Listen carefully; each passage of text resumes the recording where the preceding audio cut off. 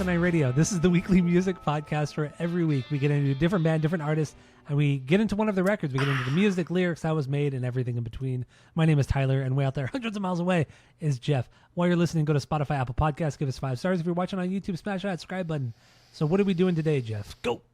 We're doing Valient Thorr and the Total Universe Mans. Total Universe Man from 2005. This was released June 7th, 2005, second record. The only album to feature Jin Thor on rhythm guitar. And so yeah, let's get into this. Let's get into Valient Thorr. Really, why we're doing Valient Thorr this week is because we've done a lot of bands over the last few weeks that we needed a palate cleanser. Because we both know we like Valient Thorr. We love Valient Thorr. And we needed a palate cleanser, and this is a good one. So that's what we're doing. I want to hear you say Stain was shit and Kiss was shit. Stain was shit. Kiss, for the most part, was shit. Good. What did we do before Stained? I forgot what we did before Stained. Because Stained was a Spite episode. That was the only reason why we did it. Yeah, for that shit fucking guy on YouTube. That shit 311 guy, yeah. But anyway, Valient Thorr. That's what we're doing this week. Total Universe, man. What's your origin story with this band? What do you got? Go. Readjust our entire lives just to like spite some guy that we'll never know fucking YouTube. And in which he'll never listen to the Stained episode, but it was a fun exercise. Some might say, like a professional would say, it was a good exercise. It was a fun exercise. I'm glad we did it. I'm more glad we did Stained than Kiss, to be honest. I feel like I learned more from Stained and Kiss. I almost like lost respect for the guys that love Kiss. Whereas like Stained, like I get it if they got a couple records, whatever. Like if you follow that dude and you like his politics, I get it. But like Kiss, like nah, dude, no free passes for that one. Anyway, origin story. Honestly, I don't know. I was trying to think about it all week. I don't know when the first time it was. It had to have been through you because I never knew who this band was. But I do remember at one point it just became part of our daily routine to just either quote the spoken word part or to just say the stupid fucking lines that are riddled throughout this record. And it just became a part of our friend group to the point where like even other, like again, this is one of the records that people that people in our friend group that don't listen to this type of music would also like this band because we played it so much and we loved it so much. And it was so damn funny that everybody liked it. Yeah, fun and but catchy. I don't know when the first time was. All right. Yeah, my origin story, I know you heard about them through me because when I first heard of them and saw them, they were opening up for Bullets and Octane at the House of Blues in Anaheim. This is Bullets and Octane when it was their record release show of In the Mouth of the Young. This was I looked up the date. It was in April of 2006. They played right before Bullets. Right there. Peak Bullets, man. Yeah, well, it was the record release show for In peak the Mouth Bullets. of the Young. And Annie and I went to that show, and we'd never heard of Valient Thorr, but we got there early to watch the opening bands. And yeah, Valient Thorr just they knocked us on our asses. Like Annie and I were truly blown away by this band. Like it was something we had never seen before. So we saw them at House of Blues opening for them, and then I remember too when Bullets played that night, Gene came out and he was wearing like this neon yellow Valient Thorr shirt, just like supporting the opening band because he fucking loved them too. Because how could you not love Valient Thorr? So yeah, that was a cool night. And then I saw them again about 5 or 6 months later. They opened up for Google Bordello at the House of Blues as well. I think it was like in November or December of 2006 as well. So I saw them twice that year. And then I've seen them periodically over the years. And then the last time I saw them was 2011 or 2010 maybe. It was when you were still living in Portland. And I drove up to Portland, and then you went to go take the bar exam because you wanted to be a lawyer. Like a little bitch. So you went to go take the bar exam, and you're like, I can't go out and drink with you guys tonight. I know you guys are seeing Valient Thorr, but I just can't go. I got to wake up early. So then myself and friend of the pod, Palmer, we went out to the bar. It was Dante's Bar or something like that? It was Dante's something, like Dante's Peak, Inferno, something. So some bar in Portland, and we saw Valient Thorr there. That was actually the last time I saw him. So it was 2010 or 2011. Dude, talk about like just go back a little bit. Talk about dedication, right? Like that was I chose school over fun. You chose school over fun. That's Well, I mean, crazy. that's literally why you moved to Portland, right? Yeah. Was to take like some like law classes. I went to Portland State. Took a bunch of pre-law classes, and I was like, okay, I'm going to be That's a what it was lawyer. pre-law. Yeah. And then that turned out to be stupid because that's dumb. Who wants to be a fucking lawyer? Yeah.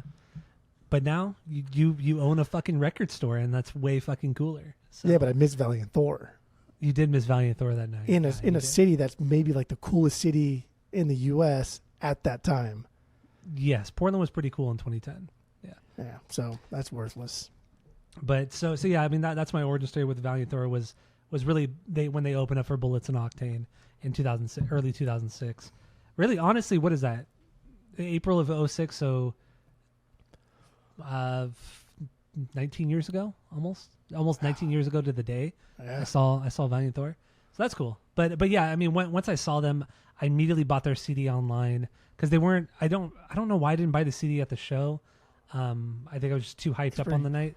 First of all, we were young and like money wasn't as disposable as That's it is true now. too. Yeah, I was in 06. We were 19. Yeah, we were 19. Yeah. So I was still working. Damn, dude, I was working at Tower Records at the time. Yeah, I was working at Tower Records. How much you make per hour at Tower Records back in Tower the day? Records, $7 an hour. Yeah, like the CD was still So, $20. Yeah, so I bought it. I didn't buy it at Tower Records, but because I had to order it online. So I did buy what's the Legends of the World. I did buy the second Valiant Thor record when I worked at Tower Records. But anyway, yeah, that's my origin story. Valiant Thor, great Good. fucking band. So let's get into our initial thoughts on this band. Initial thoughts on this record, Total Universe Man from 2005, second record, June 2005. What do you got? Go. I also want to say that that was kind of like the last era of music where like you could open up for a band like Bullets and Octane. They're not like world renowned. They're not fucking AC/DC, but they had a big following. And they sold out the House of Blues that night. Yeah, up until In like Anaheim. Yeah. maybe like that record, maybe the record after, but they had a big following. So opening up for Bullets and Octane, for all intents and purposes, they were going to blow up and become world famous, right? Like you didn't like that's a trajectory. How do you say it? Trajectory. That's a stupid word. It's a really dumb word. Trajectory. That's the trajectory. If you say it in an accent, you can hide. If you pull your Sean Everything Connery accent out. That's the trajectory they were on. Is they were good. They were exploding and they're becoming big and famous, and they were going to be world renowned. So opening up for Bullets and Octane in that era for like their next record release party, that's a big deal. That's a big deal for House of Blues. That was a big fucking venue for a band that's pretty meaningless, right? And so for Valiant Thorr to open up for Bullets, like you got to bring it because everyone's there to watch. I mean, Bullets, dude, rock and roll, like through and through. Straight up rock. Amazing rock and roll. We've talked about it, when we did Bullets on the podcast a while back. If they were a band in the early 90s, they would have Slayed. made it. They would have fucking made it. They would have made so much money. They would have been sold so many records, but it was a little too late. I mean, that the Revelry came out in 04, and The Mouth of the Young came out in 06, and it was just a little too late, guys. It sucks because those two records, the Revelry and In the Mouth of the Young, unmatched. The Revelry something else. is way better than In the Mouth of the Young. But either way, both records are phenomenal. But yeah, just wrong place. It's like the Bomb Pops. Like we always talk about, we love the Bomb Pops. Yeah. We always talk about them. Wrong place, wrong time, because they released that record, Death in Venice Beach, right when the world shut down because of COVID. Just missed a fucking But deadline. had COVID not happened, that I feel like the Bomb Pops would have just absolutely blown up. Yeah. Because that record is phenomenal. Just wrong place, Absolutely. wrong time. For sure. And they missed it by just mere months. Yeah. Like not much. And that sucks. Bullets missed it by, almost Decade 15 and a years. half. Yeah. But anyway, But that's cool. That's cool that Thorr. Valiant Thorr opens up for a rock and roll band, and it's Valiant Thorr, and these guys are completely not like Bullets and Octane. Or Bullets and Octane are very sexualized, very glam rock looking, Yeah. and Valiant Thorr are ugly fucking bearded men, and they Very rock. bearded men, yeah. And they rock in some cases harder, in some cases differently. Way harder. But dude, they rock just as well, and that's Mm-hmm. cool. Mad respect to a band that's cutting their teeth. That's cool. I like that. Yeah. Wish I was at that show. Peak Bullets, fucking peak Valiant Thorr. Fuck yeah. Yeah. First thoughts, initial impressions, Initial thoughts. Yeah. initial You can impressions. kinda, combine different Initial phrases. impressions are initial impressions. What do you got? It's been a long time since I listened to this record. I don't listen to it through and through very often. Maybe once a year or two. But I do go back to like Showdown, the prologue, and the curtain. Especially when you come out, and then all of a sudden, like, we inevitably will quote this record, and it's so annoying and so funny.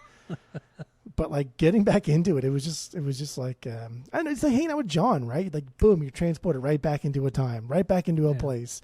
Like, you didn't even miss a beat. Nostalgic hits hard, and it was fun, and it was smiley fun. Yeah, that's my initial impressions. Yeah, I mean, the nostalgia certainly does hit hard for so many reasons, but also musically, this record is really fucking fun. The songs are incredibly fun to listen to. They're so outrageous at times. Like the way that Valiant himself sings, he sings like a preacher, like, or he speaks like a preacher, you know, an evangelical preacher, but he's not, you know, preaching shitty things. Like, he's talking about peace, love, and, you know, aliens and shit, and rock and roll and all that kind of shit.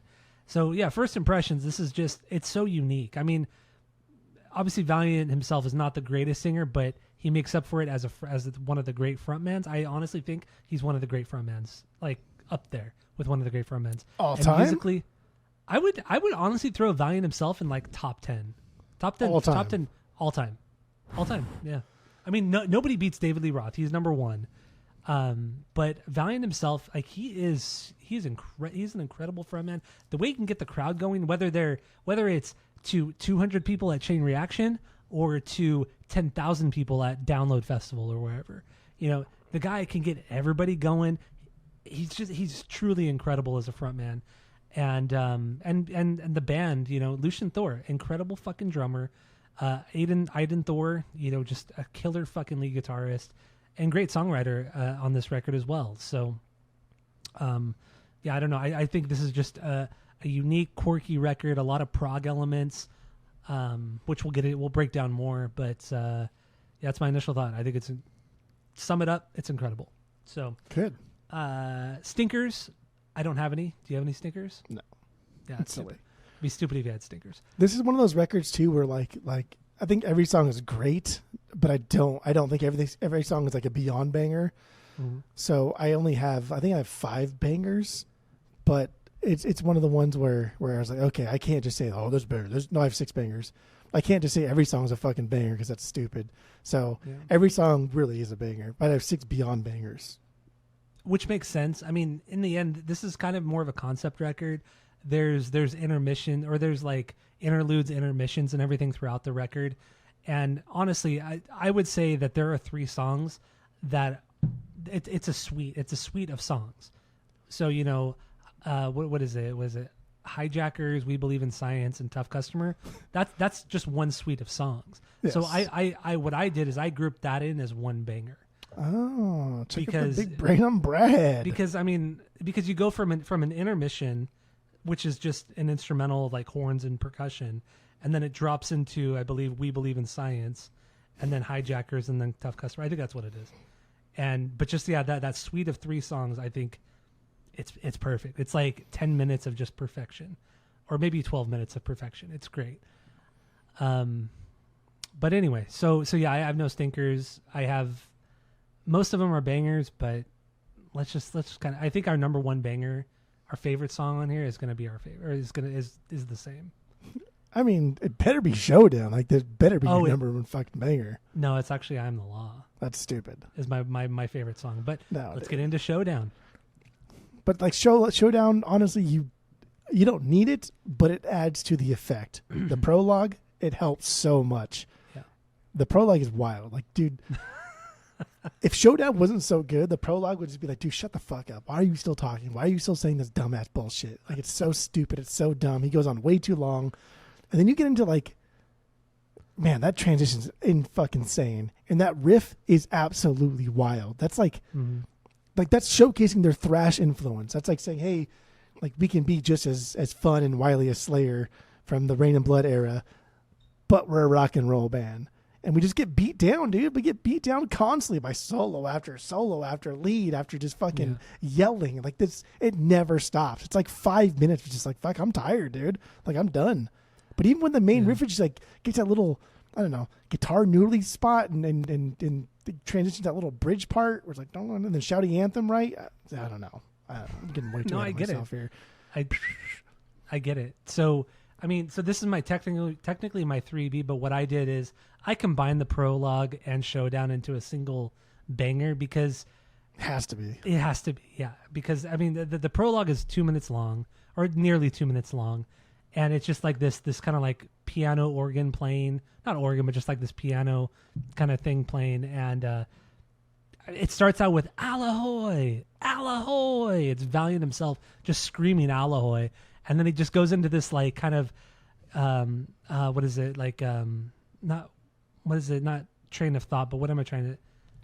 It is. It's just weird fucking like. It's just him just kind of First talking. of all, and, like the piano sound is very like medieval, like almost is, like yeah. even maybe like a Dracula sounding thing, like a castle. It's fucking weird and bizarre, and it almost doesn't match what he's trying to do throughout the course of the record because it's very creepy and weird. But at the same time, it does match what he's trying to do throughout the record because it's like we're afraid. Like if we're going into like the lore aspect of it, we're afraid of this person coming from a different planet and landing on Earth and preaching these weird things. It's frightening to us. But then we get into like the showdown, and the showdown to me is very familiar. It's very rock and roll sounding. It's very AC/DC. It's very ZZ Top. It's like, okay, that's familiar. I get that. Mm-hmm. Even though the first part of this thing was scary, like now I'm not scared anymore because we're getting to familiar territory with your rock and roll chops. Yeah, and you know the end of the prologue, it goes, now let's give him a showdown. And then you hear the boom, like on the piano, like boom, and then it goes into showdown with the fucking the riff, and I think that's the best riffage on the record. Like that's the best fucking riffage on the record. It really is, and also like the way that the rhythm guitar of Jin and then the lead of Aiden is, you know, it's just this good kind of back and forth and good, just kind of with Jin just kind of with the rhythm guitar just kind of ringing out the notes while Aiden is, let's just say Aiden because Aiden's just easier. Let's say that's his name. That Aiden is just kind of ripping it up a little bit, and really with this record, what I kind of thought and this listen through this week, it reminds me a lot of Kill 'Em All from Metallica. I hear a ton of Kill 'Em All, more so than Slayer and the other big thrash bands. Maybe a little bit of Exodus, but I hear a ton of Kill 'Em all throughout this record, especially in Showdown. There's a ton of that here. And Showdown, it's incredible with that. And then you get the second verse too, where it's just Nightwolf on bass playing that, Lucian on drums, just a normal simple beat, no guitars at all, and they're fucking carrying the song with Valiant himself just singing over it. It's incredible. Like the ebbs and flows and the ups and downs of this record are truly incredible. The way that they can build tension and just rise up and just explode into a different part is absolutely incredible. I love it. And we're talking 2005, bro. Like this music did not exist in 2005. Like everybody was so fucking scared to just play rock and roll in 2005, except for Bullets and Octane and Valient Thorr. There wasn't like a band on the circuit that was just doing just like good old country boy rock and roll. Yeah. And like this is released to Volcom Entertainment. Doing it well. Doing it very well. Yeah. And just like keeping true. But like Valiant, like even though he seemingly didn't keep it true because there's a lot of lore, which they stole their whole lore aspect from an already established UFO theory. Which we'll get into. But like other than that, like they were rock and roll. Like they showed out all of their influences they wore on their sleeves. Like Valient Thorr clearly loved Iggy Pop. Therefore, I'm going to be Iggy Pop by taking off my short, wearing tight pants, putting them down probably way too fucking low to where my wiener's going to hang out or pop at any given moment. And just be obnoxiously sweaty at all times. That was the style of the time where guys were wearing like low-cut jeans, low-cut pants to where their dicks were almost hanging out. I mean, Gene did it constantly. Gene from Bullets and Octane. Gene did it more aggressive than anybody had ever. Like you would just see his bush, his hairy bush, like it was just above the waistline. It was not Gavin Rossdale, but like Gene Bullets. It was wild. But that was also like the style for guys back then, you know. But for sure, dude, like he is taking a page out of Iggy Pop's book, like frontman style, the way he sang, how he interacted with the crowd, the punk aspect of him being on stage, like that's Iggy Pop to a T. Yeah, And that's cool because like fuck it, like if we're just gonna steal somebody's image, like at least like So make it okay, known, make it known. I wouldn't say he's stealing from anything. I think there's so many influence coming in from Valiant himself. So I mean, he's a giant wrestling fan. So whenever he played on stage, he was always wearing like wrestling boots, like where you tie him up to your fucking knee. Yeah, it's like Converse looking kind of boots, where you tie him up all the way to the knee. Ankle protection, baby. That was just him. And then he'd wear super tight jeans. He'd wear like a button down shirt, but when he played live, he'd take the shirt off. Hairy guy, kind of little overweight, and he would just big ass fucking beard, strangly fucking hair, just kind of your kind of. I don't know, just kind of gross. It's not gross, dude, dude, just right? a dude's like dude. A Yeah, dude's dude. Your average guy. Yeah, your average kind of like Midwestern. I know these guys are from North Carolina, or actually they're from Venus, the planet Venus. But their human forms are from North Carolina. But yeah, no, they just have that kind of like down to earth, kind of gritty, gross look, and I love it. I fucking love it. But I mean, I get the Iggy Pop, I get the Metallica, I get the Alice Cooper at times. I get. Maybe not Alice Cooper. That's not a battle one, but I see so many different influences. They're not afraid to like the wrestling, especially. I say steal because after a whole Bourbon County, I can't think of a better word for it. But there's nothing wrong with like stealing like an influence and saying like here are my idols, here are the guys I grew up listening to, and now I'm going to form a band, and in the vein of them, based on like looks or riffage or whatever it is. But yeah, dude, there's a lot of fucking Metallica in the guitar playing. There's a lot of Iggy Pop in what he's doing on stage. There's a lot of thrash. There's a lot of just old blues in what they are doing. Not just guitars, but also like the bass player and what like the bass and how like the bass and the drums interact with each other. Mm-hmm. There's a lot of just like walking bass lines, especially in like the spoken word parts. I mean, he Benjamin Powell is just kind of noodling, but what are the bass and the drums doing? They're just doing like a blues riff, and it's just very it's very basic. It's very in the back. It's very quiet, and that's fine. It's cool. Benjamin Powell, by the way, is the lead guitarist, Aiden Thorr. So I mean, the guys that were mentioning blew me away this week. I was fucking blown away by him this week. Incredible guitar player. I think he's a really, really great guitar player. So let's just go through the nicknames of the band at this time. Valiant himself on vocals, Aiden, or we'll just call him Aiden Thorr on lead guitar, Jin Thorr on rhythm guitar, Night Wolf. He has a longer name, but we'll just call him Night Wolf on bass, and then Lucian Thorr on drums. So those are the five guys on this record. So we'll get more into that. And I think Lucian Thorr, I mean, he has some incredible moments, but he's an underrated drummer, man. He has some great shuffling beats. He has some really incredible fills. He's fast and busy when appropriate. He does a lot of the good stop and goes when appropriate. The guy, Lucian Thorr, is truly a great drummer. Underrated. This band is based in rock and roll, right? Rock and roll is based in like blues music. So like he is a good, like you said, the shuffle, like that's hard to do. We make fun of Ringo all the time, but like it's hard to do a good fucking shuffle, and it's hard to do a good fucking shuffle when you're playing rock and roll music. It's not easy, especially when it's this loud. Especially when it's loud and this fast, and he turns on a dime, and the transitions are fantastic, and it never sounds like it was just cut up, and it's just he's great. He's fucking amazing. He's not like the best drummer of all time, but like goddamn, for this band, like you could not have found a better guy. No, unless it was like a professional drummer from one of the big ones, right? But even then, like this guy's amazing. Even then, it's like these guys, these five guys on this record, they were all from the same area. It's not like Valiant himself and Aiden Thorr, they moved to LA and then they got these guys from LA, like a drummer from LA or things like that. All these guys grew up, lived in North Carolina. This is just a very kind of like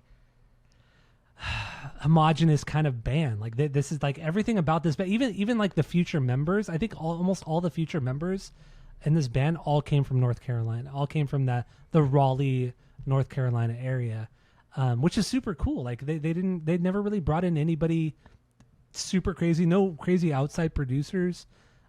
Jack and Dino produced a couple of their later records, a couple of their later records, but even then, he's not some big time producer. But I mean, he's done some pretty big fucking things. But yeah, but I mean, he's not like a fucking Phil Spector or what's the guy who did The Wall that we've been doing on with Kiss? I forgot. Bob Ezrin. Yeah, this is. I mean, he's not huge. You know what I mean? I mean, he did big things. Just in 2000s he did nothing.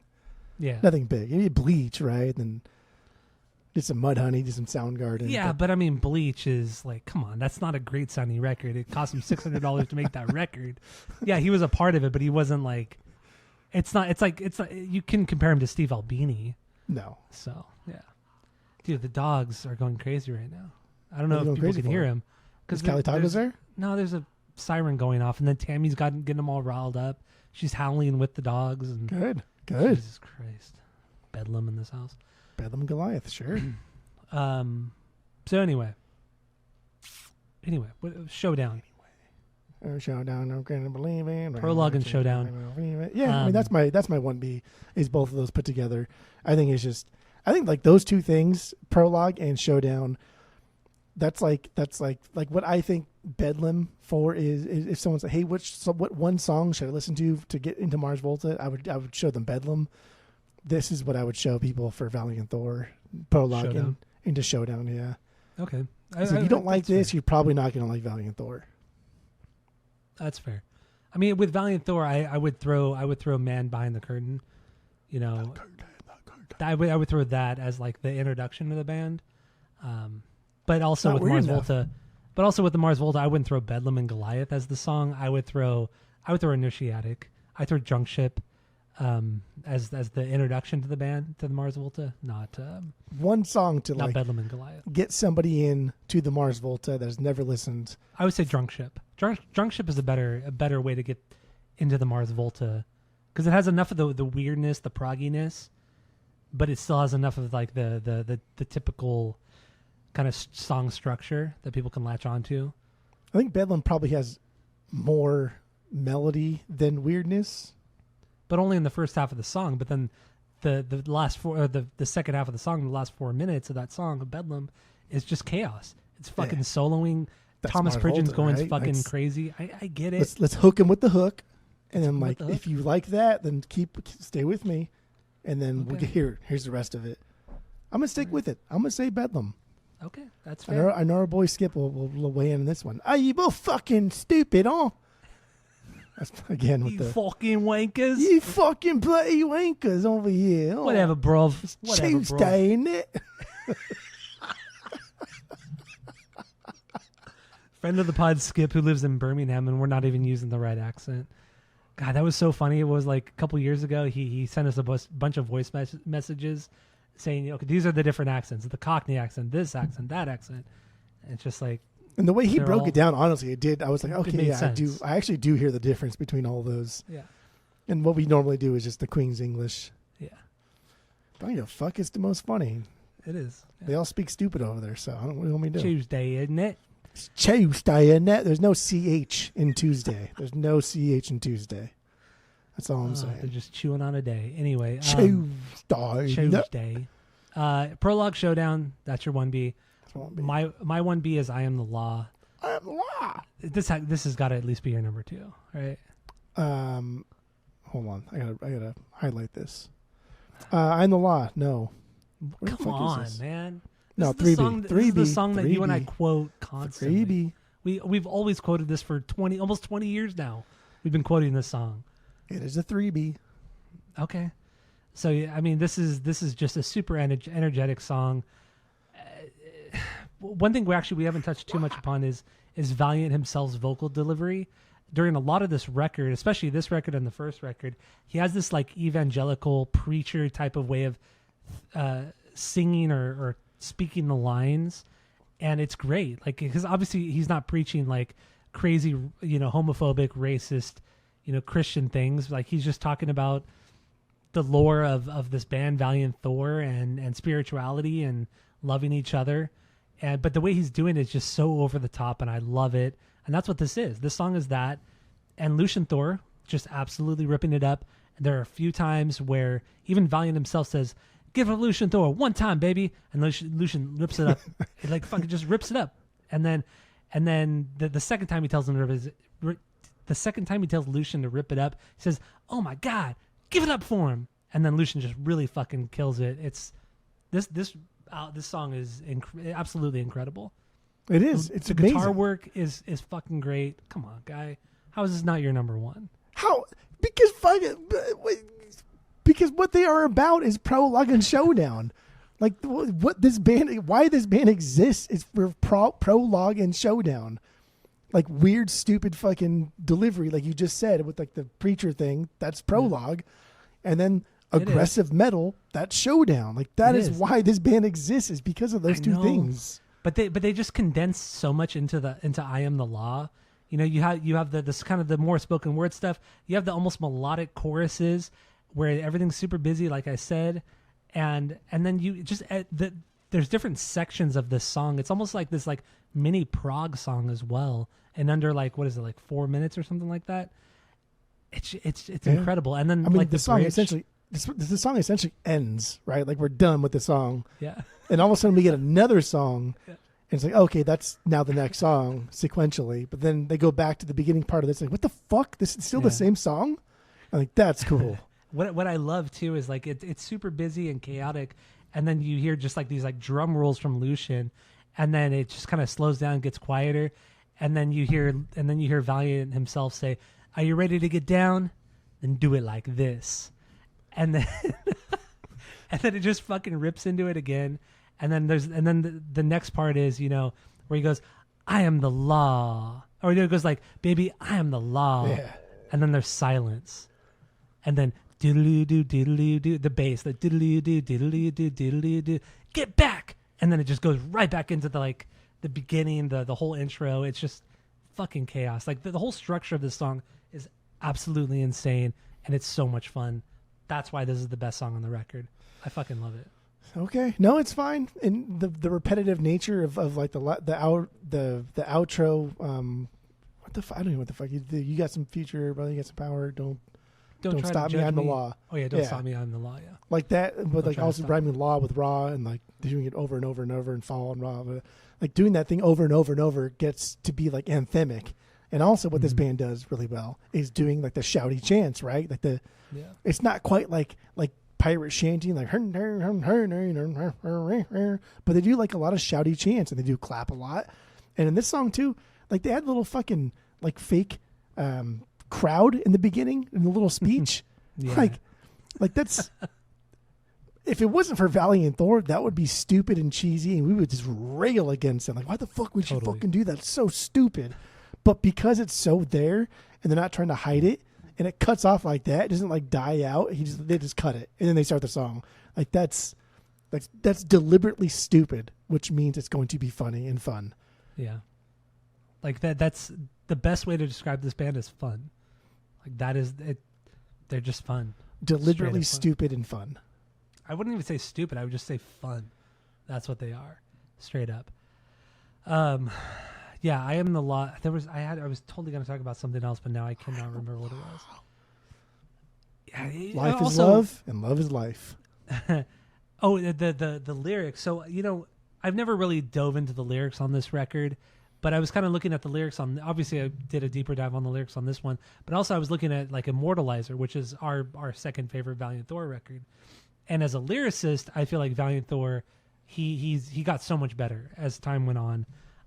Because the lyrics on Total Universe, man, they're fun, but they're not. They're it's more like a stream of thought, stream of consciousness. Yes. That's what it is. And it's there's a lot vomit for an overall concept. Yeah, and there's a lot of repetition, which is cool because that's very much like a preacher. It's very much like I think it was very intentional, like to make it just very easier to digest and make it sound like in a subtle way criticize evangelical preachers and things like that. But I don't think there was anything outside of the concept and the theme of the record. I don't think there was anything crazy about the lyrics, at least especially compared to like Immortalizer, which I thought the lyrics were great on. But yeah, I don't have too much written about the lyrics outside of the lore. I don't either. I think the lyrics served an overall purpose. Again, I think there's an overall concept, but and I don't mean to say word vomit is like a negative thing, because stream of consciousness is a better like phrase to use. But there's a lot of word vomit, but the words mean something in the context of like how he says things and when he says those words. Yeah, right. Exactly, when he says "I am the law," like it's not. He's just throwing it there mid sentence and it's kind of a throwaway thing. Like that's the name of the track, and he's trying to convey that like his words mean something, and regardless of what anybody else says, he's going to be true to like himself. So when he says, I am the law, it's at quiet parts. It's at the end of a stanza. It's at the end of something, or it's the beginning of something else. So when he says these I am the law things, it's like, oh, I'm picking up on that because it's kind of like isolated from everything else that he says. But everything else is kind of just word vomit in a deliberate sense. Yeah. And you know, I think as a vocalist, he sings more to the songs as well, because there's a ton of repetition and a ton of him repeating himself lyrically, but how he says the line, you know, he has so many different ways of singing and speaking. Like there's the normal spoken word, there's the screaming, there's the super evangelical preacher speaking, there's the melodic vocals. Like he's all over the place, but he sings to play to the song. Even though he could say I am the law in 10 different ways, but it's gonna evoke a different emotion from you each time he says it, which is fantastic, which is like a great frontman, a great vocalist. Yeah, he's not like the best singer ever, but he's a great vocalist because of what he can convey in the song itself. So he uses his vocals more as like as a tool, as a songwriter, than just as strictly a vocalist, which is fantastic. I mean, to your point, like being the best of all time, which he's Frontman. not top 10. I think he's top 10 from it. But like the job of a vocalist is to just have a good voice, right? The job of a lyricist is to write really good lyrics. The job of a frontman is to do all of it. And if you sound like shit live, right, then I don't care like how you say it, but what you say, versus I don't care what you say versus how you say it. Whereas Valiant himself can do all of it. He can just spit out a bunch of bullshit, and I don't understand any of it. But because he believes in it, I believe in it. And he's not a good singer, which is just like a preacher, you know, a fucking preacher, you know. And if he's not a good singer, like that's fine too. But again, like because he is behind it, then I'm fucking behind it. I want to feel what you feel, and that is a good frontman. Is conveying whatever emotion you're trying to, based on like anything but words. Words are just placeholders. He could just be doing like boo boo ba ba ba. Like nothing fucking matters. Right? That's what like, a lot of vocalists do. Like on scratch tracks or demos, those aren't the final lyrics you hear. Those are just melodies and just ideas that they're throwing into a demo or a recording before you hear the final version. But just the way that Valiant himself conveys himself is God damn, dude, it's so good. And that, once again, that's one of the things one of the reasons why I think he is such a great frontman. And also, I mean, like I said, the lyrics on this record aren't the greatest, but you go deeper into their discography in the future or after this record, and his lyrics do get deeper. They get more into social, you know, or the government. Most like people would do if they're a frontman in a band. A lot of sci-fi. He's also influenced by a lot of sci-fi. You know, the song "Tomorrow Police." You know. God, that song's so good. It's so good. But I mean, obviously, it's very 1984-esque in the lyrics. But a lot of that stuff has transpired to where we are now in 2025. I mean, he's not the first to do it, but he did it well in a song, and still a solid. And most lyricists don't talk about that, especially lyrics or singers and shit like that, songwriters in the pop realm, or people in winning Grammys or, you know, selling a shit ton of records. People don't talk about that stuff. It's more of a niche kind of style of music. So I don't know. Oh, the SAG Awards. That's what just happened. I was trying to think, like, didn't the Grammys just happen? But it wasn't the Grammys. It was the Grammys happened. That was not just. That was like 2 weeks ago. The Grammys was like 2 weeks last ago. week was the. I think it was the SAG Awards. It was the SAG Awards, yeah. Yeah. Where Mark Hamill's pants fell down. Yeah. Is that the SAGs? Yeah. And then, what's that dude's name? Harrison Ford. And that girl he's in the other show with. And I have no idea what you're talking about. Yeah, there was a thing. It was funny. It was cute. He's in that show, Shrinking, on Apple. Oh, yeah, that show's not very good. He's in that show with that girl, and that girl had like a monologue thing. She's talking about her life story in the background. Harrison Ford's like, is clueless that the camera is on this girl, and he's like eating a cookie all slow in the background. And so it's just like the show. When he realizes he's in her little bit for the show, he like kind of backs away into it, and she yells at him. And it's actually really fucking funny. And it's Wait, really, is it the black girl, the African American girl? Yeah, it's from the show. That's literally their characters in the show. because they're both in the show. They're both psychiatrists, and they work in the same office together. And he's a old, rude asshole, and all he does is ignore her and Jason Segel's character. Oh, so they're just being themselves. They're just being themselves in real in the life show. as they are in the show. Yes, exactly. Oh, I don't like that. Yeah, I watched the first 3 episodes of Shrinking on Apple Plus or whatever, and that show is just it's boring. I like Jason Segel and I love Harrison Ford, but the show's boring. It's boring, man. I tried. Okay. I don't like that. That was a bit though. I thought that was a wholesome moment of Harrison Ford being old and it's 100% their characters on that show. So he knew exactly what he was doing from the beginning. That's gross. Well, that's the way she goes. For that, I will not watch the show. That's fine. You don't need to. Same with that Vince Vaughn show on Apple Plus. I don't remember what it's called. That show sucked too. I watched the first 3 episodes. I'll give any new show the first 3 episodes. Except for Battlestar Galactica, which I've been telling you to watch for weeks. You won't watch it. Got him. It's been like 3 days. So what's your 3B over here? You're the worst. You're the worst. For like a week. I'm gonna watch it. I'm gonna start watching it this week. 2 weeks. Dude, get the fuck out of here. I tell you to watch shows all the time. I tell you to watch Winning Time. And you're like, I'll watch it. I watch anything you There's say only to watch, one show I haven't watched is Winning Time. That is it. That's the only show. Yeah. And I'm still beating you. I've watched every show you've told me to watch. I've watched every show you told me to watch. Anyway, this is neither here nor there. Is it anywhere? It's anywhere. It's somewhere. All right. So, do we have anything else on "I Am the Law"? I'm spent on this song. No, we're spent. We're spent. So, what was your 2B then? That was my 2B. "I Am the Law." Yeah. Really? Oh, I thought it was your 3. Baby, I'm the law. Give it up, Pollution Thor, one time, baby. Oh my God, give it up to him. Great. So my number 2 is Man Behind the Curtain. Then the curtain will fall. The one who believes the wait. What did he say? The one who believes to this song. The curtain is drawn. Yeah. He just gets like more and more high pitched and screamy. I love it. 2 minutes. Yeah. Why do you hate this song? I don't get it.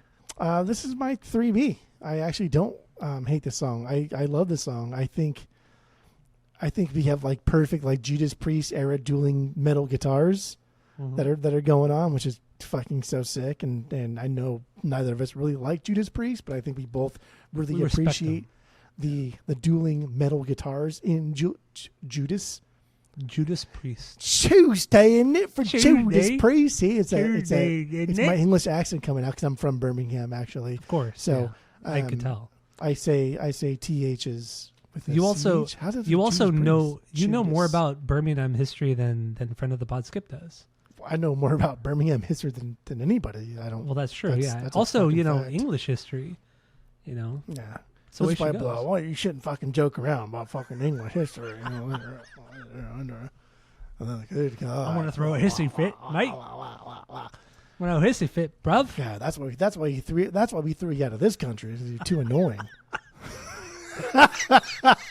Dude, the cyberbullying we're throwing at Skip, right, friend of the pod Skip right now is unmatched. I mean, we haven't done this kind of cyberbullying towards him in a long time. If he ever like visits us here in America, we should give him like a free 10 minutes. Just like, hey, you have 10 minutes. So you can just rip into us, say whatever you want. No rebuttals. We don't say a word. The floor is yours. That's my offer. That's my offer to him if he ever comes to visit. Oh, that's great. Man Behind the Curtain. Yeah, I like the riffage and I like Valiant's weird vocal delivery. And dude, the drummers got cool parts, right? Great. We talked about this one too, and then the music video, which I didn't.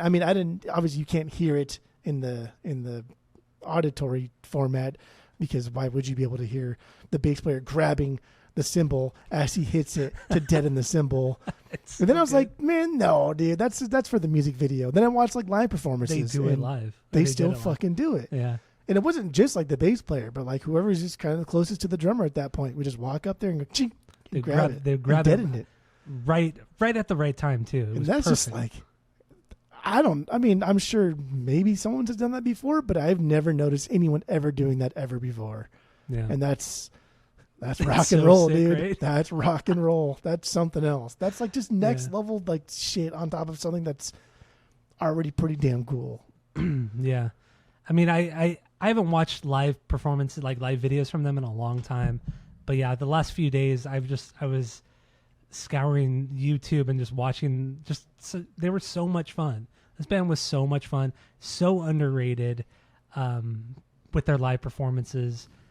And I like a lot of bands, you would say, oh yeah, their live performance is better than what they are on record.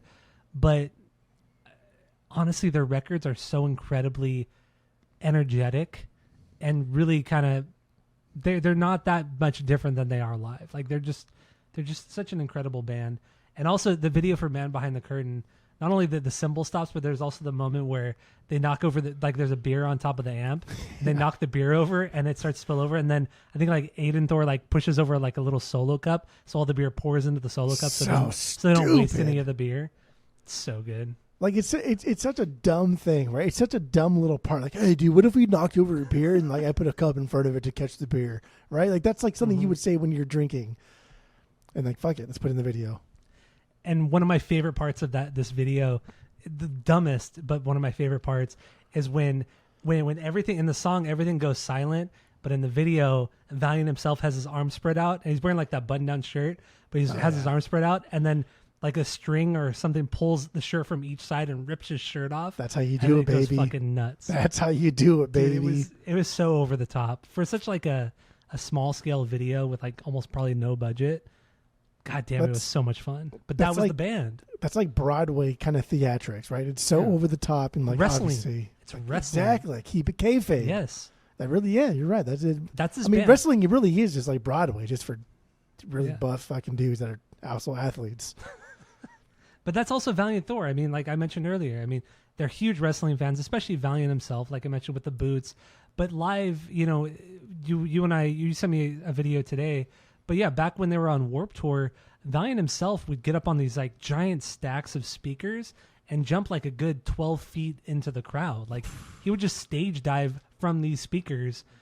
And there's some like great, like if you look it up, like there's some great pictures of Valiant himself just throwing himself off the speakers midair, and you could just see the people in the crowd like kind of scared, like how are we going to be able to catch him? Because this is Warped Tour of the mid 2000s. These aren't like adults, bro. These are kids. These are like us at high school. At most, we're 19, 20 years old.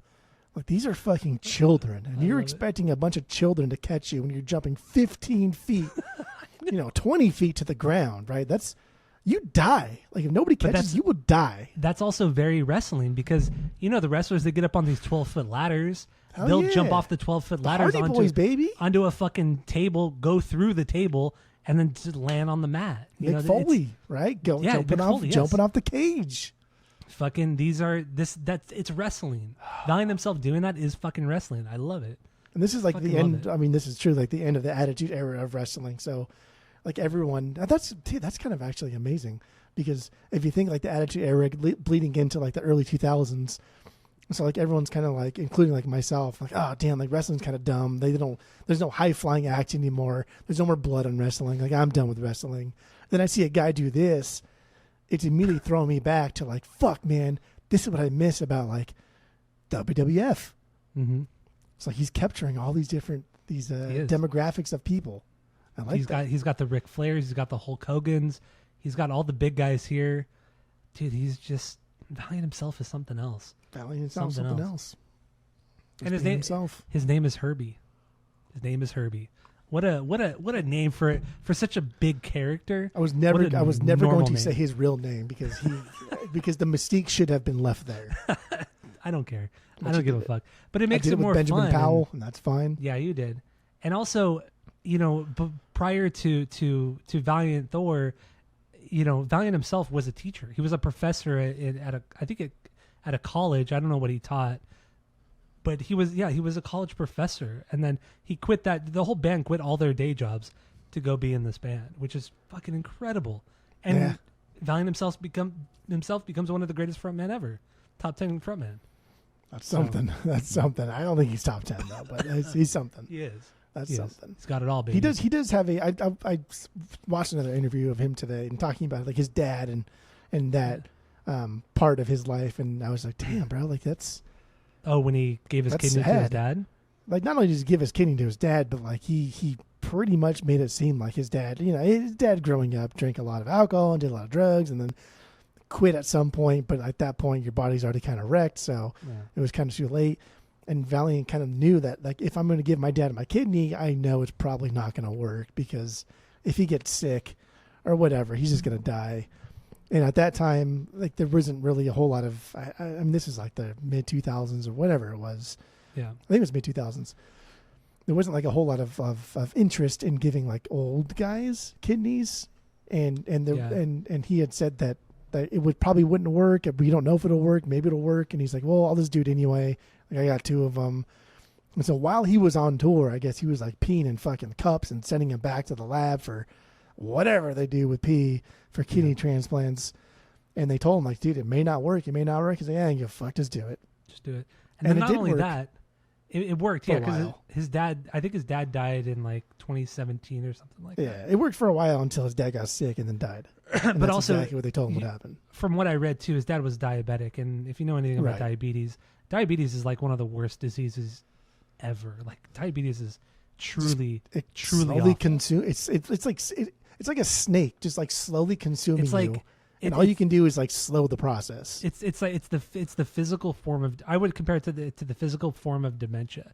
Dementia destroys you mentally, but diabetes destroys you physically, and it just, God, it's a fucked up disease, man. Yeah, it's a fucked up. But my point was, when he gave the kidney to his dad, he went out back on tour with Valient Thorr 3 weeks after the surgery. He was on tour while they did it. They took a little break, and then he went back on tour. He went back on tour 3 weeks after the surgery happened. Yeah. Like, he probably, in all likelihood, he wasn't fully recovered from that 3 weeks. I mean, I get it. He was young. He's probably like mid to late 20s. But even still, that's a big surgery. You lost one of your kidneys. An organ, right? Like, somebody took your fucking organ, dude. Yeah. I mean, you got 2 of them, but mad props to him. But it was cool because in the interview, like, I don't know, for whatever it's worth, it was a very humanizing thing to see him be so vulnerable for an otherwise, bigger than earth personality, and it was cool. It's cool to see. We're older now, so it's cool to see like our childhood idols being normal, be human, be us, right? I agree. Yeah. Like, at some point you realize, like, as you grow older, like, damn, my parents had no fucking idea what they were doing. Even though as a kid you thought they had everything lined up. That was not the case. But you realize, fuck, dude, they didn't know a goddamn thing. Yeah. Good times. Great times. So also, in 2008 they put out a DVD called In Heat, and what this documented was like the first 4 or 5 years of the band. I have the DVD. And I searched for this thing. I couldn't find it on YouTube. I know. I went out to because I did buy this DVD. I literally have it, but I could not find it in my collection. Yeah, big surprise. I've seen that garage. And big surprise. That's my next task is throwing half of that garage away. Oh, and just I'm throwing half of that garage away. Well, make sure we send pictures and texts. Of course. Because there's a lot of good things in that garage, but your garage is fucking wild. It's wild. Yes, I know. But anyway, yeah, so I do have this In Heat DVD, and I watched it several times when I got it back in 2008, but I could not find it for the life of me this week. And I was totally bummed because I really wanted to watch it to help with this episode. Because, yeah, I fucking love this band. But anyway. I searched for it on YouTube. You get, like, the trailers are on YouTube, but not the actual you can't find it, DVDs on YouTube, which I thought was kind of weird. Right. Well, I mean, I think this band just doesn't. They just weren't very big, because even if you go on their Wikipedia, like each album has like there's just the track listing written for every album. Yeah, there's nothing. Even when you go and like search up specific albums, like the making of the albums, there's nothing there. There's a couple of things on like Punk News or like Blabbermouth or something like Metal Injection, but otherwise like there's nothing really written about these records or this band. It's just kind of like you had to be there while the band was going to really get it, to really get the band. And then, but on YouTube, I mean, of course, there's a shit ton of great live performances and concerts and shit like that. Honestly, the best reviews that I read about these records were through Punk News, because right. they all hated this band. Fucking hated this band. And they called them posers, and they said, like, you're not a good thrash band, so stop trying. Your shtick is stupid, so stop. And I was like, oh, dude, you're such a punker. That's such a punker thing to do. But like, I never saw one of the punk news guys write a review on this band. So, like, that would have been like my I don't know, my rock, where I would have been able to differentiate between like an objective punker review versus just some dickhead who only listens to obscure punk like Tom Trauma, or what's the other guy's name? Liverpool Skip? Neil. But Liverpool Neil was never part of punk news. I know, but he's a one-dimensional, boring punker. But Tom Trauma, he likes also a lot of one-dimensional. Metal. No, he likes a lot of metal. Punker. He listens to a lot of metal. Liverpool Neil listens to only punk and Morrissey, and that's it. I'm already bored just even talking about this, to be honest. God, you're the worst. You're the worst to talk to sometimes. I can't even get through this bit. Anyway, Man Behind the Curtain. Let's bring it back to this song real quick. The curtain is drawn.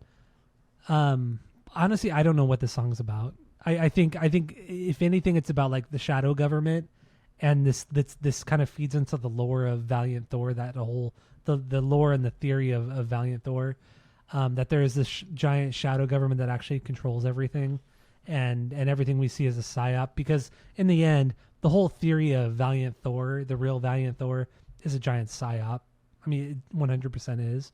So, well, the whole Valiant Thorr, that the thing is it's a big UFO conspiracy. Well, yeah, that's what I'm saying. Yeah, it's a giant psyop. It dates back to the 50s. It's super old. So briefly, the fact that he just took the entirety of this old like UFO conspiracy and made it their band, like fuck it, whatever. If you're not going to claim it, I'm going to claim it, and that's fine. I don't care. Like, no one's going to be the wiser. But that's they stole everything. Just going through that real quick. So there was a story back in, I think it was 1957, if I remember correctly.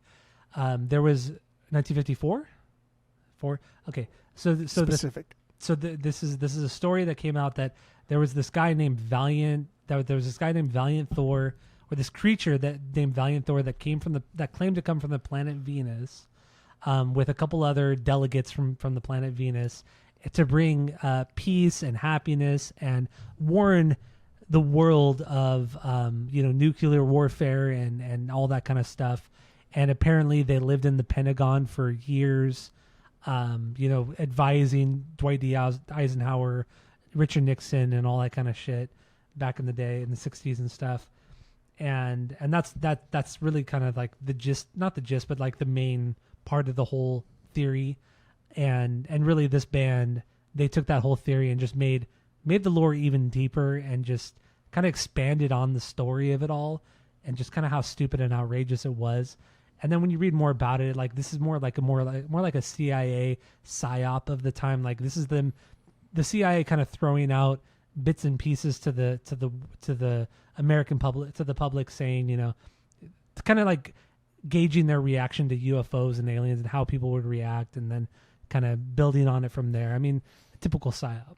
That's what this typical is. Government conspiracy theorist stuff. But it's not even a conspiracy, because it's a fucking story, dude. It's just not a psyop. It's a fucking story. It's a story, silly story. It's a story, but it's also a psyop. Much like not the day there. Wait, what was the Orson Welles? Is the Candyman a psyop? What's the fairy? It's the fucking story. Wait, what's the Orson Welles? The Day the Earth Stood Still, or yeah, that was 100% a psyop. That was to for the government to kind of see like how the public would react to a fake alien or an alien invasion, and they gathered the data, much like we've had a lot of things. War of the Worlds, yes, exactly. I'm sorry, War of the Worlds. I knew it was there, but not quite there. Not quite, it took me a second.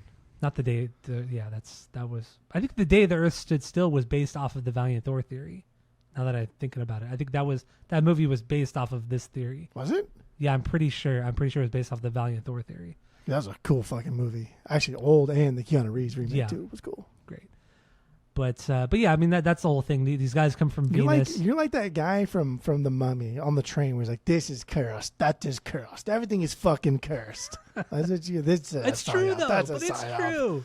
Sometimes It's they're just all- stupid urban legends, like No, it's not. like no. Bigfoot's a psyop. No. Loch Ness monsters is no. No. Bigfoot's a psyop. No. You're like the Molder. You're like the Molder. That's of the two fine. of us. That's fine. And that's fine. absolutely it's fine. You need the Molder. I am the Mulder. I am Mulder always. I'm just Scully. I'm obviously the You're- better one. you're the smarter dummy. one. No, you're the dummy. But You think that's okay. Scully's a dummy? Yeah. Well, that's racist. Anyway, Scully is a dummy because she is every episode she is proven wrong, but she still does not accept the truth. that's Every not single fair. episode. That's not fair Well, it because she's absolutely proven is wrong fair. to us, not to them. Like we know the truth Bullshit. because we're the outside She observer. she sees so many things that like Are that, like, unexplainable, but that doesn't mean it's. but a it's still fucking evidence. alien It's still- conspiracy. It's not all. No, I'm not saying because You have one piece of ammunition you're not even using. Okay, You have one piece relax, of ammunition you're not relax. even using.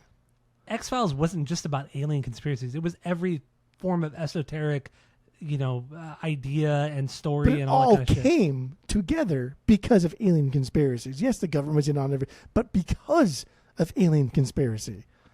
But yet we, as she the never- viewer, she know never- because we see the We see every talking side with of the it. Smoky Yeah. Man. Like, yes, we know the truth, but Mulder and even Scully doesn't know the truth. The one big piece of evidence you're missing is she was impregnated. Yeah. Well, that was what I was going to get to. Well, but you didn't, also, though. but outside of that, she sees so much evidence. What about the episode where they're stuck in the what is it like some Navy warship where they're in the Bermuda Triangle and they're all they're her and Mulder are aging like way faster. Like in a day Yeah. they age Benjamin like Button disease. 40 years. We see it all It's the like- time. We see it all the time. So that happened, and she's like, I don't believe that happened, even though it literally she just did happened. believe to it her. happened, but she tries to like rationalize it. Well, we were so Because she's deep an idiot. underwater, and Because she's an idiot. Because she's a fucking idiot. It happens every single episode. She's Yeah, but given then Mulder- like evidence is thrown at her, and she's like, "Nah, fuck it. The books don't say it, so it's not real. Fuck it." She's a But, dummy. like- She's a dummy. She's an ignorant dummy. That's what she But then is. we get She's an like ID. like She's an Victor ID. Toombs, that guy that like can like break his bones into like the size of like a penny or a quarter and slither through air ducts Yeah. and like squeeze through air vents. And like obviously that's probably not fucking real. But like we see it as being real, and we know that Scully, like, oh, well, Scully, you're wrong because it actually did happen.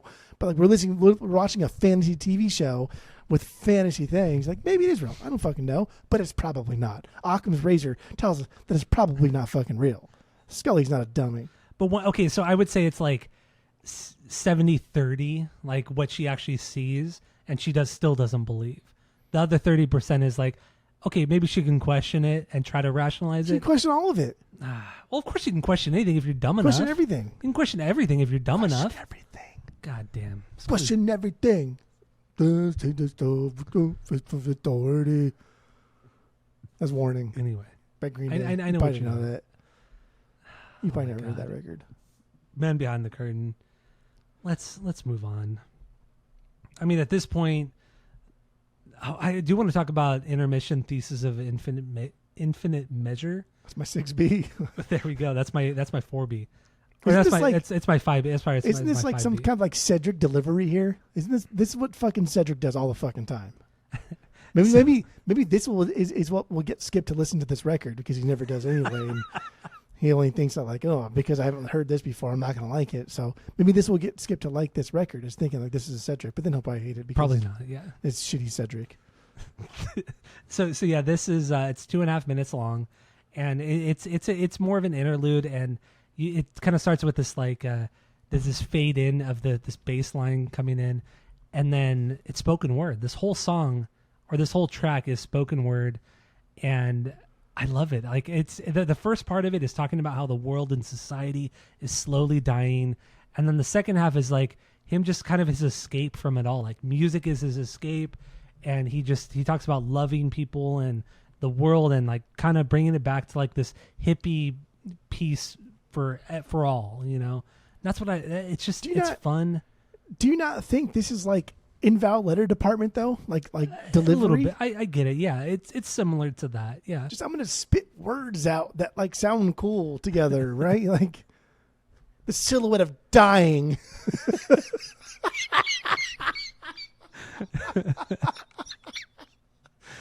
But also- Cedric is an idiot. But so another line. It's the way he enunciates certain words and the way he says certain things. It's like blind star legions hiding in cauldrons, loving girls. And he says, "No, man." He says, "No, man. No, man. Play number 11. Play that number 11." Yeah. He's talking to somebody. Play number 11. Play number 11. Play that fucking track. Yeah. The scanners are turned off, and I got 30 or 40 more minutes. Relationships in real life are so hard to handle with friendly friends, touching, breathing my way, sultering my wavelength, and my phone ringing. It's just the way. Silhouette of dying. God, he has that. It's also the accent that accent he has that just adds to it all. I fucking love this. I fucking love it. It's true. This is truly the kind of like a stream of consciousness for him, and his delivery is fantastic. I love this. This is truly great. This does sound like a jam song. This sounds like a song that they're just like warming up to, and like the bass player's kind of just getting warm because it takes everyone else an adequate amount of time to warm up for like a rehearsal, but the bass player can just plug in and go because who gives a fuck. So it sounds like the bass player just starts everything off, and then because he can just pick up a mic and just start singing, like that's what this song sounds like. It started as, and then became this, which I think is great because it fits into the image of the band, the lore of the band, and just the aesthetic because it's fucking dumb. Mm-hmm. It's just word vomit. You're just speaking. You're just talking. Like towards the end of this podcast when we drink too much and we just keep talking and saying the same thing over and over. That's what like this fucking song is. Nah, man, play number 11. Play that number 11. Yeah. I don't know what's more dumb. Like, nah, man, nah. Or, yeah. Who are you talking to? I know. And what is number 11? Play that number 11. Like, what does that even mean? The scanners are turned off, and I got 30 or 40 more minutes. Love it, man. Dude, it's his delivery. He's so engaging. He's so interesting to just listen to. Like he's captivating. The way he speaks is so captivating. I love it. Great He's frontman. having a good time. Great frontman. So I think the last of it sounds. And I think you and I would agree. I mean, the suite of this record, of being we believe in science, hijackers, and tough customer. That's not the order that I like them in, but I mean that's the order of the suite. I believe it is, right? We believe in science. Hold on, let me just like. No, it's shit. What is it? Oh no, it's hijackers. I'm sorry, it's hijackers. We believe in science, and then tough customers is the closer. I think of this whole suite. So halfway through the record, you get the second intermission of theme from the 6th grade watercolor. It's just an instrumental, horns and percussion, but then it drops into hijackers. Does that sit anywhere within the bangers for you? I mean, like if we're picking these, if we're categorizing these into suites, I would say prologue up until what? The curtain is part 1, intermission through Sticks is part 2, and then intermission again towards the end is part 3. It's a 3-part suite. It is. There's 3 different songs. But the reason why I'm taking these three specific songs is because they all bleed into each other. Right. So that's the reason why I'm putting them into a suite. The theme from a 6th grade watercolor may be the worst song because like there's just nothing here. It's truly just an intermission. Like it's like a minute long. It's fucking filler to the max. Like it's just there's no words. There's nothing going on. There's barely an instrumental. It's just like T for 2. Ding ding ding ding ding ding ding ding ding ding. Like it's nothing. Yeah. So like where do you put that? But yeah, no, hijackers. We believe in science ever since like the pandemic too. Like we quote that one more than anything else. We do, yeah. We quote anything else. I mean, the lyric in it is "You believe in your thing, we believe in science." It's like it was fun. It was cool at the time, like in 2006. And I get it, like science. I'm not like an anti-COVID thing or whatever. I just anti-science. I'm not anti-science at all, but.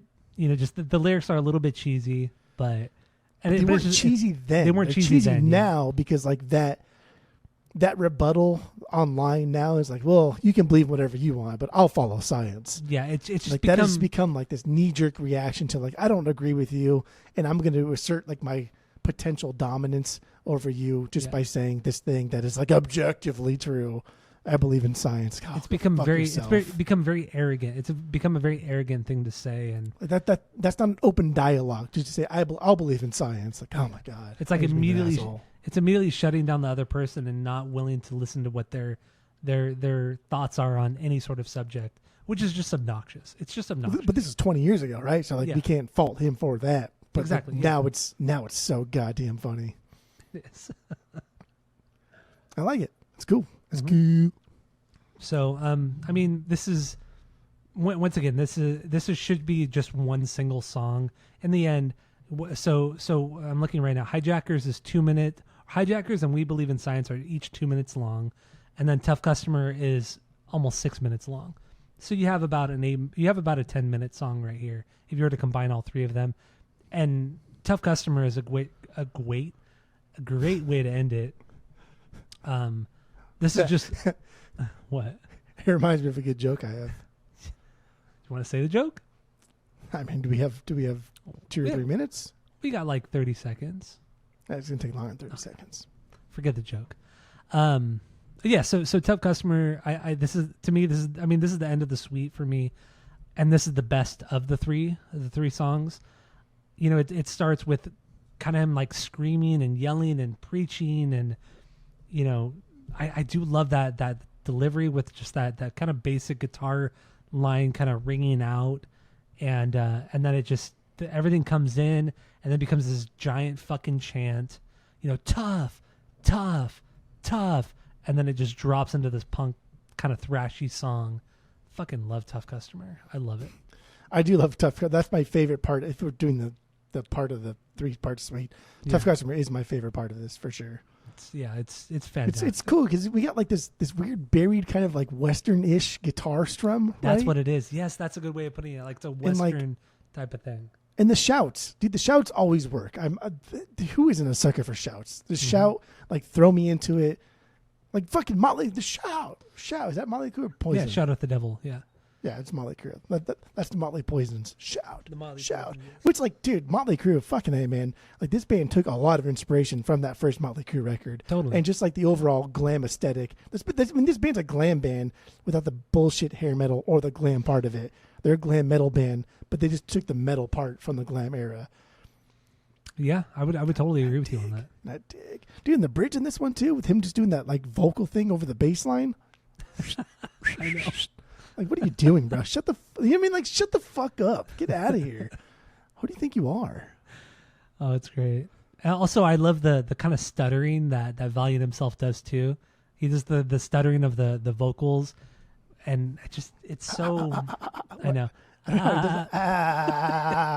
Kind of like a glottal stop, almost like a glottal stop, almost. And also, just there were moments too where he's singing to the song.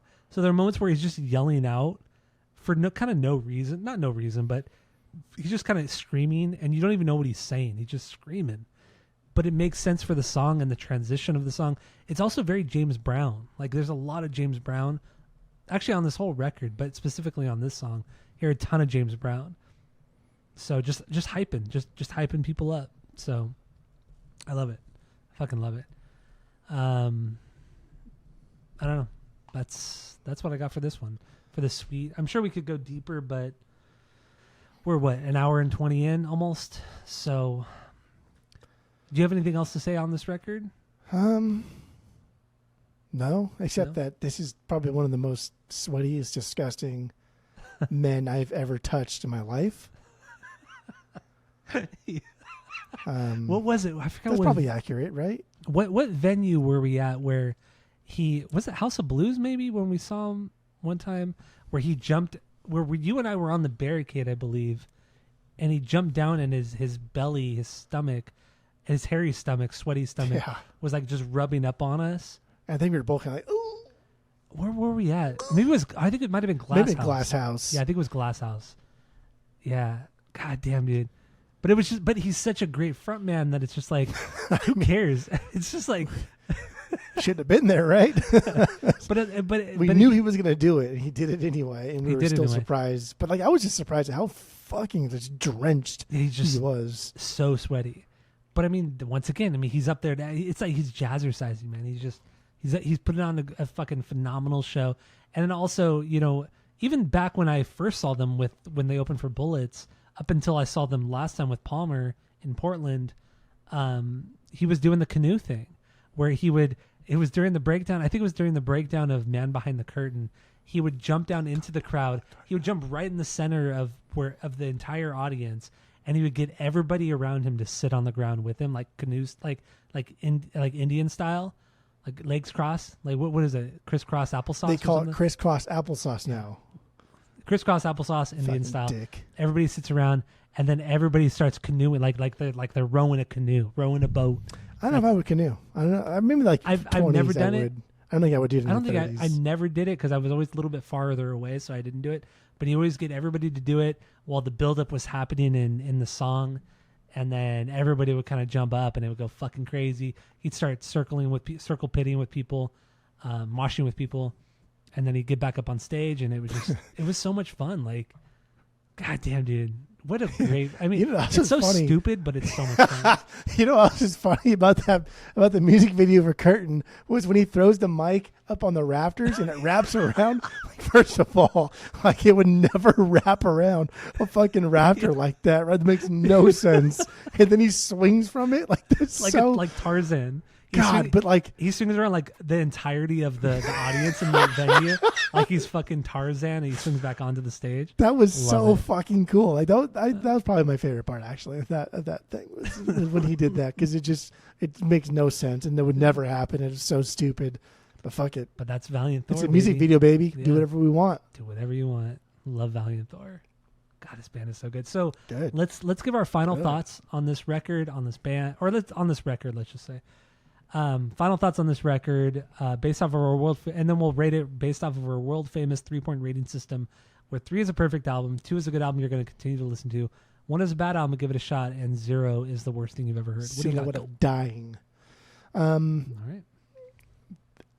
This is rock and roll music, right? Rock and roll music is meant to be easily digestible. Ask AC/DC that. They know. They've made a career out of it.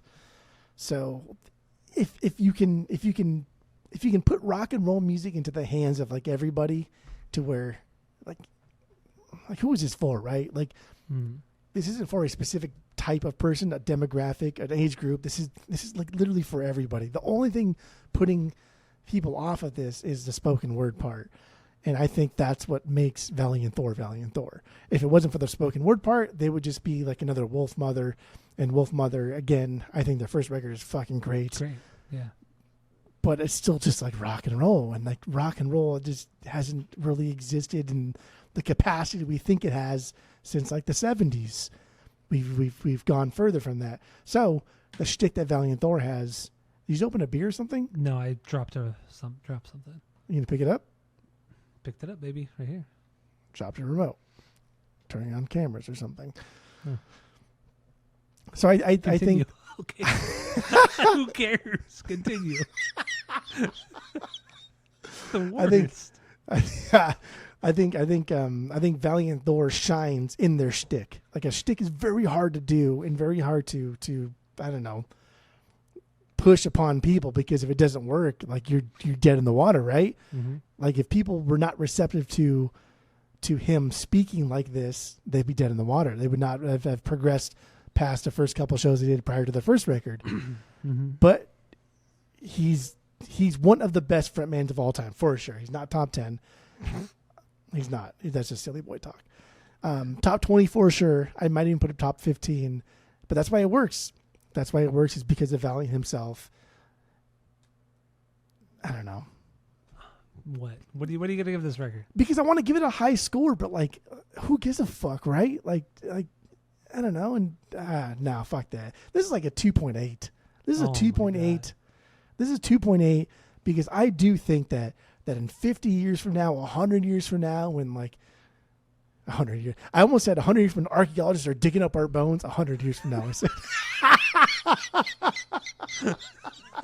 as if Oh, that's so dumb. You're an idiot. Which is possible. This is possible. It is possible, but unlikely. Let's say 10,000 years from that's an easier thing It makes to say. more sense. Yeah. Yes, 10,000 years from now, when someone's digging up like my record collection and they're going through my records and they pull like an AC/DC record. I don't have any AC/DC in my record collection, by the way. But let's say they pull like Back in Black and they pull Valient Thorr. They're going to listen back to back and without any knowledge of context or decade or anything. They're going to listen to back and like, damn, those are both really, really fucking good rock and roll records. And I think I really do think this record stands with Back in Black. I do. Okay. I agree. Honestly. 2.8. 2.8 out of 3. So this record, I think I don't think it's anything, it's not the most outlandish thing. It's not the most unique thing, but what they created and what they combined into a single record was truly something spectacular. Valiant himself, I mean, it just his vocal delivery, his the way he can command an audience, live, because we've seen them live several times. The way he can command the audience, and also the way he can command you while you're listening to this record, like that's something else. Like the way he can kind of not command it. Honestly, command is the best way to describe it. The way he can speak to you on this record is something I've never really heard from any frontman outside of probably David Lee Roth. But David Lee Roth was just so extravagant and just outrageous. But Valient Thorr was just, it was more of like the southern version of it, the preacher-esque kind of delivery of Valiant himself that really sets him apart from anybody else. And his delivery is so unique and it's so all over the place in the best possible way. And when you have a band like this where, the guitars, the drums, the bass, even there's some incredible bass lines on here from Nightwolf. But when you have an incredible band behind you, it's just a recipe for a great fucking record. And with that, I'll give it a 2 out of 3. I mean, not a 3 out of 3. Jesus Christ, when I say 2 out of 3, a 3 out of 3. It's a perfect record. There's nothing. You cannot show me one record that sounds like Total Universe, man. You could show me bands that sound similar to Valient Thorr, but nobody that does it as good as Valient Thorr. Musically, I think, the artwork, the lore of it all. I mean, you look at just like the artwork for Total Universe, man. It's just the 5 of the guys. It's this pretty, is the worst artwork, but it's still pretty fucking sick. It's still good, but this is still the pretty worst. fucking sick. Also, the logo, the Valient Thorr logo, it has that very 1970s kind of over the top, weird dude like spray painting on the side of your uncle's van, kind of that kind of that kind of trope, So there's that, but also they kind of labeled their fans the Thorriers, and they had chapters all throughout the world. You have your Orange County chapter, you have your North Carolina, your Raleigh chapter, this chapter, that chapter, and they made it kind of like just kind of this like exclusive club almost. And goddamn, dude, the marketing, musically, vocally, like everything about this band is truly perfect. Everything about this band is perfect. So that, I mean, I give this, and in the end, I give this record a 3 out of 3. It's truly ambitious. It's an aggressive score, dude. It's an aggressive score, dude. It's an aggressive score. But yeah, you get to an album like Immortalizer, which I love that record so much. But that is a very straightforward rock, metal, thrash kind of record. But this one is truly doing something different. It's a concept record. There's all kinds of shit going on here, but it still hits equally as hard as Immortalizer. Even when you take the nostalgia out of it, it hits equally as hard as Immortalizer, but just in a slightly different way. So you think this record is just as good as Incesticide, is what you're saying? From Nirvana? Yeah, I would say that. Oh, that's fucking good. That was good. That was a good one. Yeah, I guess you're the only one laughing. So no, I know Skip will like that one. Thank you for listening to the podcast. Make sure to go to Spotify, Apple Podcasts, give us 5 stars. If you're watching on YouTube, smash that subscribe button. Once again, thank you for listening. This is a fun episode. The next several episodes are going to just be bands that we fucking really like, and we're tired of doing shit bands that we don't like. So. Fuck Stained, fuck Kiss, god damn. So it's Kiss gonna is be worse than Stained. honestly, let's call this fun season. We're in fun season right now. How about let's call this not shit season. That's what we should call this. Yeah, not shit this season. is not shit season on the podcast. So Fucking thank you, thank you all for listening, and that's it. That's all.